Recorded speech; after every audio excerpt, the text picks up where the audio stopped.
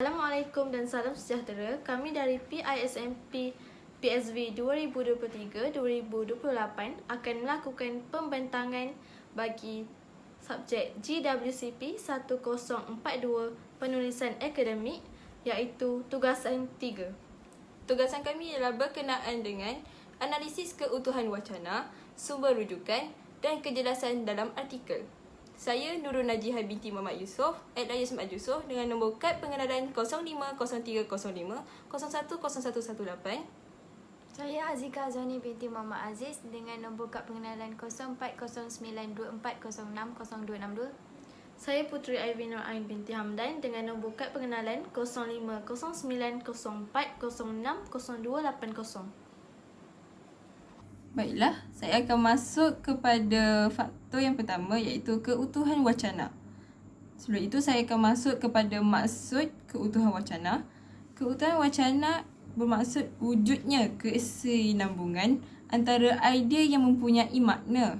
Selain itu, wacana memberikan kekuatan dalam sesebuah penulisan kerana wujud melalui pelbagai pertautan antara ayat, perenggan, frasa, laras bahasa, tanda baca, latar, konteks dan keseluruhan aspek berkaitan penulisan.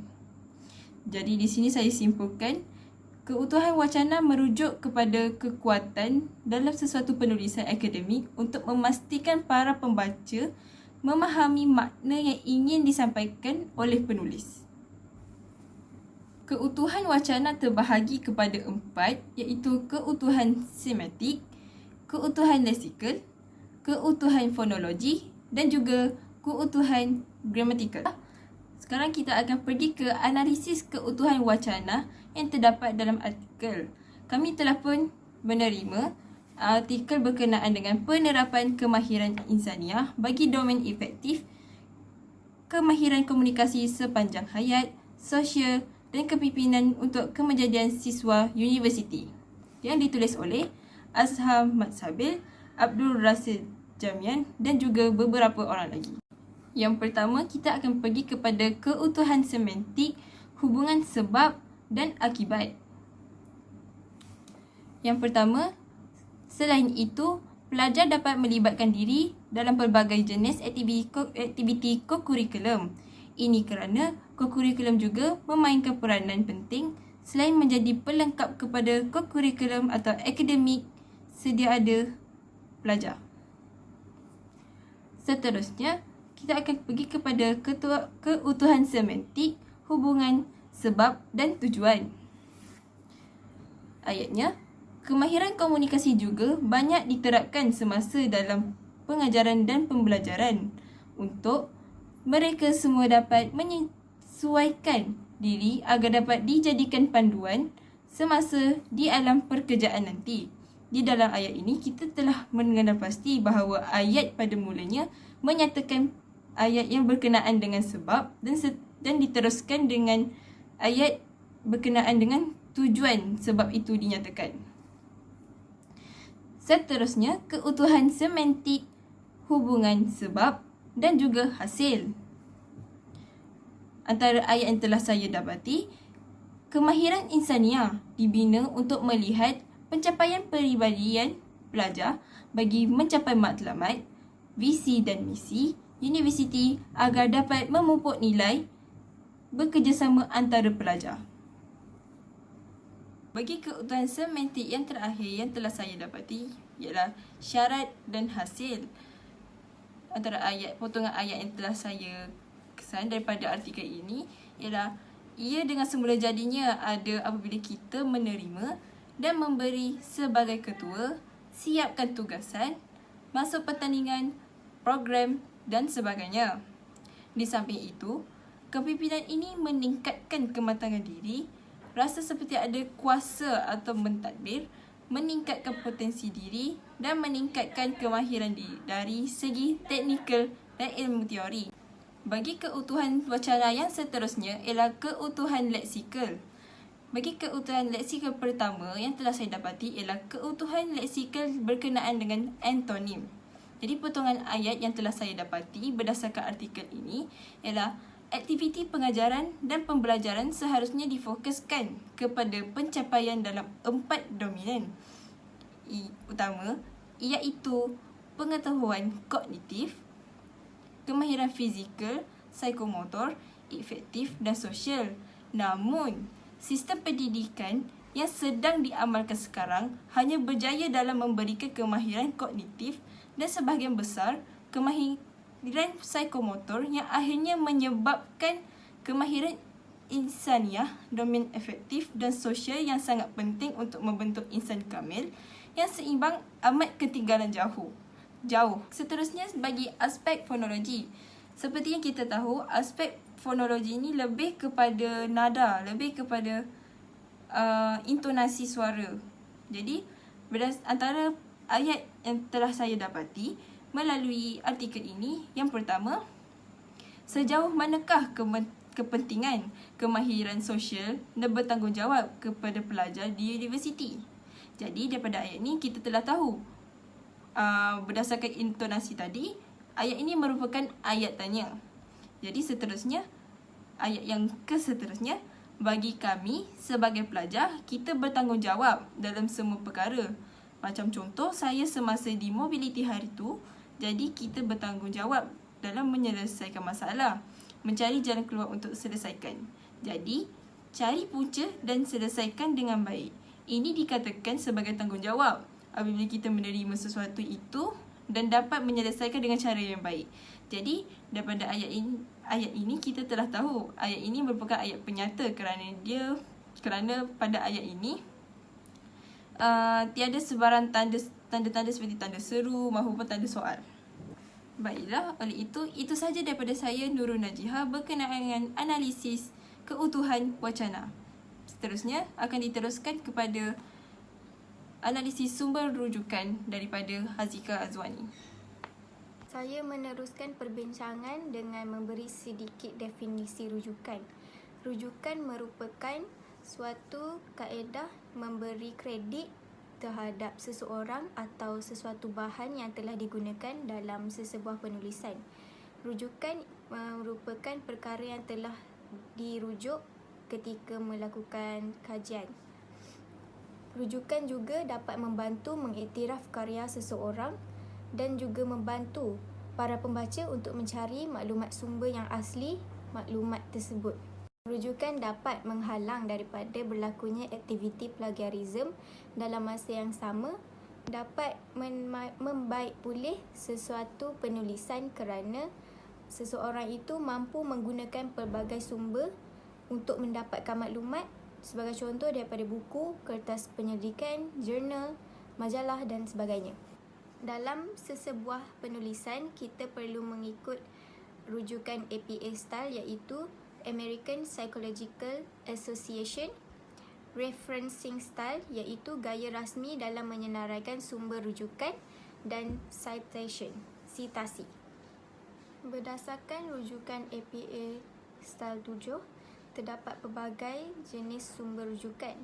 Berdasarkan artikel yang sedang kami kaji, terdapat rujukan daripada jurnal teknologi. Bagi rujukan jurnal teknologi, perlu ada nama penulis, tahun terbit, judul yang dicondongkan dan jenis sumber dan alamat URL. Seterusnya, sumber rujukan yang kedua ialah sumber rujukan daripada buku. Yang perlu ada dalam sumber rujukan buku ialah nama, tahun terbit dalam kurungan, judul buku yang dicondongkan serta nama penerbit. Berdasarkan artikel yang sedang kami kaji, terdapat sumber rujukan daripada institusi atau kerajaan. Yang pertama, perlu ada nama institusi, tahun terbit dalam kurungan, judul yang dicondongkan serta nama penerbit. Kami juga dapati bahawa sumber rujukan yang digunakan dalam artikel yang kami kaji ialah sumber rujukan daripada artikel internet.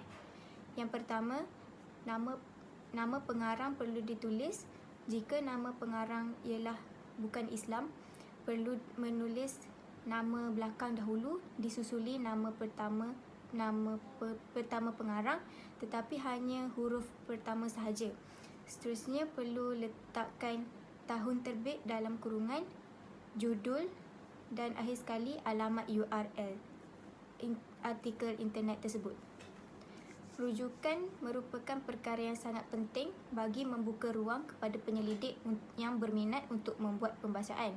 Seterusnya, rujukan juga penting bagi dijadikan penghargaan kepada penulis lain yang menyumbang teori dan pendapat mereka dalam kajian kita. Seterusnya, rujukan dapat mengelakkan daripada aktiviti plagiat, pemalsuan dan kecurian informasi. Sekian, terima kasih. Baiklah, kita terus ke bahagian seterusnya iaitu kejelasan dalam penulisan artikel. Menurut Aziz Saleh 2007, kejelasan ialah isi kandungan yang jelas, tepat, tidak kabur dan senang orang memahami. Setiap penulisan perlu disertai dengan bukti dan fakta supaya lebih mudah untuk difahami dan dipercayai. Kejelasan dalam penulisan adalah berdasarkan ciri-ciri berikut, iaitu penulisan secara objektif, penulisan ayat yang jelas, menggunakan bahasa komunikatif yang formal, perkembangan idea secara logik, koheren dan kohesif.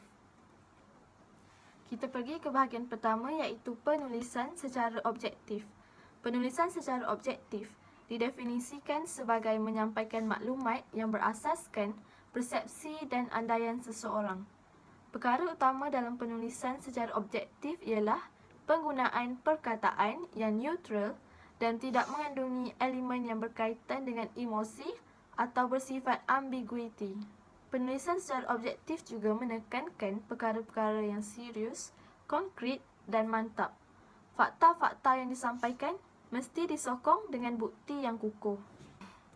Dalam penulisan ini, terdapat ciri-ciri penulisan secara objektif kerana terdapat persepsi atau andaian daripada Kementerian Pengajian Tinggi yang menyatakan bahawa kemahiran insaniah pelajar terdiri daripada penguasaan kemahiran seperti kepemimpinan, kerjasama, berpasukan, komunikasi dan pembelajaran berterusan. Selain itu, perenggan ini juga mempunyai fakta di mana ia mengatakan kemahiran insaniah merangkumi aspek-aspek kemahiran generik. Seterusnya ialah penulisan ayat yang jelas. Penulisan ayat yang jelas dibahagikan kepada dua iaitu ayat topik dan juga ayat isi. Ayat topik juga dikenali sebagai idea utama. Ayat topik menyatakan perkara yang akan dibincangkan dalam sesuatu perenggan. Dan kebiasaannya, ayat topik mengandungi pernyataan yang lebih umum daripada pernyataan yang lain.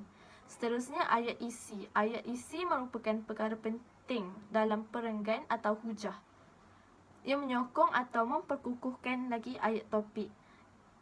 Ayat isi juga perlu mengandungi bukti. Seterusnya, kita pergi ke contoh ayat topik dan ayat isi.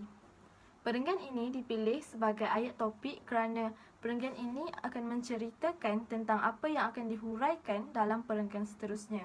Oleh itu, ayat isi yang dipilih adalah huraian bagi ayat topik yang dipilih. Ayat topik dan ayat isi mestilah saling berkait antara satu sama lain agar memberi kefahaman kepada pembaca. Perkembangan idea secara logik, koheren dan kohesif.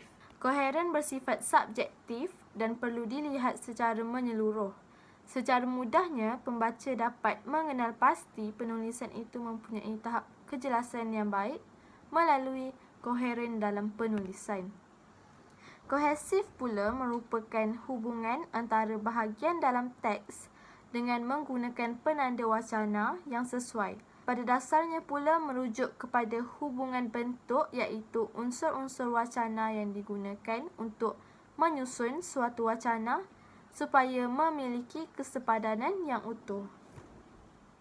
Perenggan ini dipilih sebagai koheren kerana mempunyai kesinambungan antara ayat dalam perenggan dan berhubung kait antara satu sama lain.